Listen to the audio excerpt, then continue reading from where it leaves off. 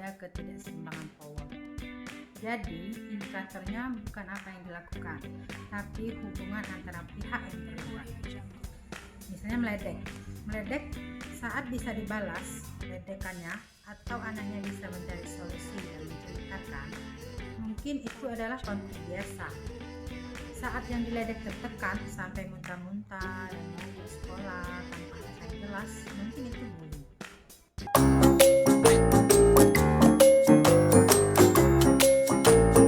Awalnya memang menggoda, namun ujungnya sering sekali kebablasan dan tanpa sadar melukai perasaan anak. Akhirnya anak menangis. Bagi orang dewasa mungkin maksudnya lucu-lucuan. Akan tetapi cara berpikir orang dewasa dan anak adalah berbeda.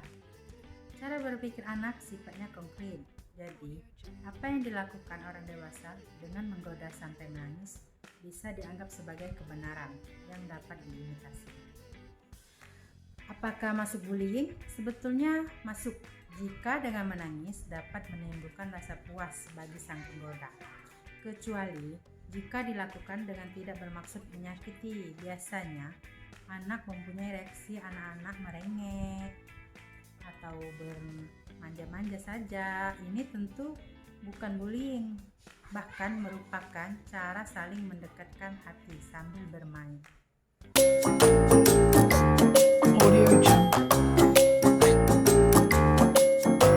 Bullying adalah masalah yang serius dan bisa dialami oleh siapa saja.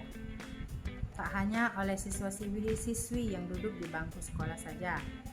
Perundungan juga bisa terjadi di lingkungan kuliah, kerja, maupun tetangga.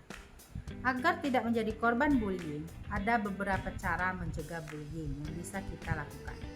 Caranya, 1. Tunjukkan prestasi. Orang yang melakukan bullying umumnya bereaksi karena rasa iri maupun dengki.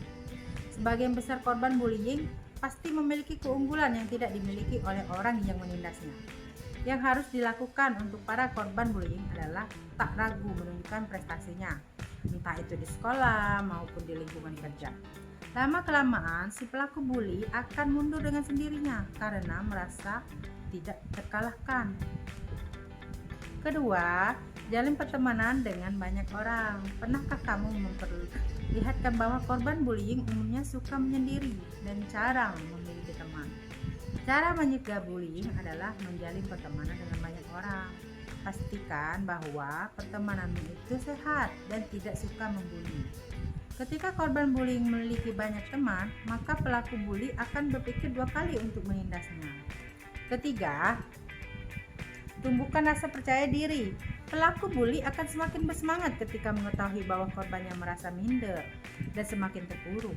Untuk mencegah sekaligus memberikan efek jerah pada pelaku bully, bangun rasa percaya diri agar tidak terlihat minder atau takut kepada si pelaku. Percayalah, pelaku bully malah menindas orang yang berani dan percaya diri. Keempat, tidak terpancing untuk melawan. Emosi terkadang memicu kita untuk bertindak. Ketika merasa ditindas, akhirnya banyak korban bullying yang melakukan perlawanan. Boleh-boleh saja melakukan perlawanan, tapi kamu juga harus memikirkan bahwa pelaku akan semakin gencar menindasmu ketika kamu melawannya. Cara mencegah bullying bisa dimulai dengan tetap bersikap tenang, sabar, tanpa terpancing untuk melakukan perlawanan. Kelima, jadikan bullying sebagai penyemangat untuk sukses. Sebagian korban bully akan merasa tidak berharga atau putus asa. Namun untuk mencegah bullying yang menghancurkan diri sendiri, sikapi dengan positif. Semua perundungan tersebut jadikan bullying sebagai sarana penyemangat agar kamu bisa meraih kesuksesanmu. Ingat, balas dendam tidak baik bukan membalas perbuatan jahat mereka, tetapi dengan membuktikan bahwa dirimu bisa menjadi sukses dan lebih dari mereka yang pernah membulimu. Keenam, jangan menunjukkan sikap takut atau sedih. Pelaku bully tentu akan merasa puas ketika berhasil membuat korbannya sedih, takut, dan semakin terpuruk. Cara mencegah bullying yang paling efektif adalah tidak menunjukkan sikap takut, sedih di depan pelakunya. Jika kamu terus berkonsisten menunjukkan sikap seperti ini, maka pelaku bully lama-kelamaan akan mundur karena takut. Ketujuh, terakhir, laporkan pada pihak yang berwenang. Perundungan adalah masalah yang cukup serius, apalagi jika pelakunya dibiarkan tanpa sanksi. Apabila kamu atau orang-orang di sekitarmu menjadi korban perundungan, saatnya kamu menyuarakan isi hatimu dengan melaporkan tindak perundungan ini ke pihak yang berwenang. Biarkan masalah tersebut selesai oleh pihak yang berwenang untuk menghentikan bullying. Cara mencegah bullying ini dapat dilakukan untuk menghindari diri sendiri atau orang lain dari kasus perundungan. Jangan biarkan diri sendiri maupun orang terdekatmu menjadi depresi karena dijadikan korban bullying. Penyandang disabilitas juga sering dijadikan korban bullying. Mari dukung teman-teman disabilitas agar tidak menjadi korban bullying. Terima kasih.